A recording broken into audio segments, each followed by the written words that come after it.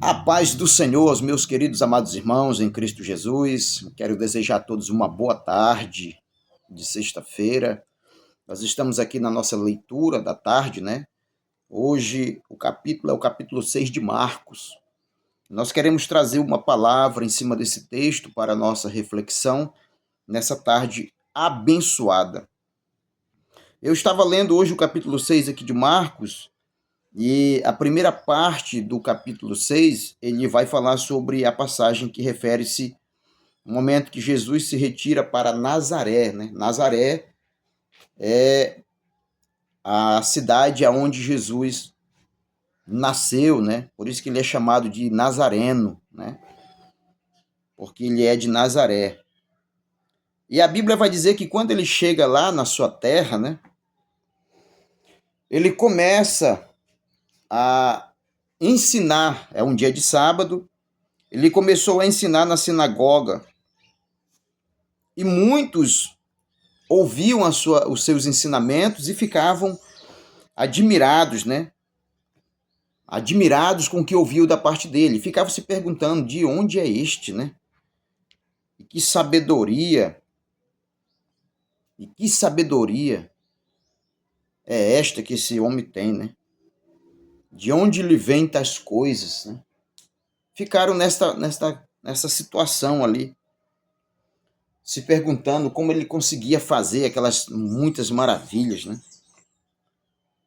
E aí foram nomear ele, né? Esse daí não é o filho do carpinteiro, do José o carpinteiro, filho de Maria, né? Que eles eram tudo ali só de um lugar, todo mundo se conhecia, né? Então eles vão citar o nome dos irmãos de Jesus, né? Eles vão dizer, olha, não é este o carpinteiro, filho de Maria, e irmão de Tiago, e de José, e de Judas, e de Simão, e não estão aqui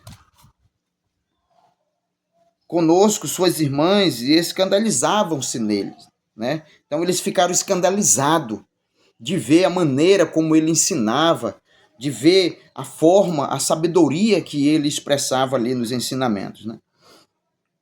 Aí Jesus vai e dá uma palavra no sentido de dizendo assim, não há profeta sem honra senão na sua terra, entre os seus parentes e na sua casa, né? E aí ele vai dizer, e não podia fazer ali obras maravilhosas, somente curou alguns poucos enfermos, impondo-lhes as mãos, né? Então, e não podia fazer ali obras maravilhosas, diz o texto, né? Aí, a grande questão, né? A incredulidade, a incredulidade, que é o que se refere o texto, a incredulidade daquele povo de Nazaré, aonde Jesus deveria ter sido abraçado, aonde Jesus deveria ter sido honrado dignamente, aonde Jesus deveria ser ouvido com mais qualidade, vamos dizer assim, ofertado a ele mais tempo de ouvir os seus ensinamentos, este povo foi o que mais se tornou incrédulo diante dos seus ensinamentos, diante daquilo que ele fazia, né? Dos sinais, das maravilhas, das curas, dos milagres, né? Libertação. Então, a incredulidade daquele povo foi tanta a incredulidade daquele povo que dificultou até a ação de fazer mais sinais ali no meio daquele povo. Porque se eu não acredito, um exemplo, se eu não acredito, se você não acredita, como eu irei conseguir chamar a atenção de Deus para mim, para fazer algo por mim, se eu mesmo não acredito, né? Ah, pastor Henrique, mas Deus não depende de ninguém do acreditar de ninguém para fazer correto. Deus não depende, mas há circunstâncias que Deus ele também quer que nós tenhamos fé, que nós acreditemos, senão ele não perguntaria num outro texto, ele perguntou ao pai, tu crê? Tu crê?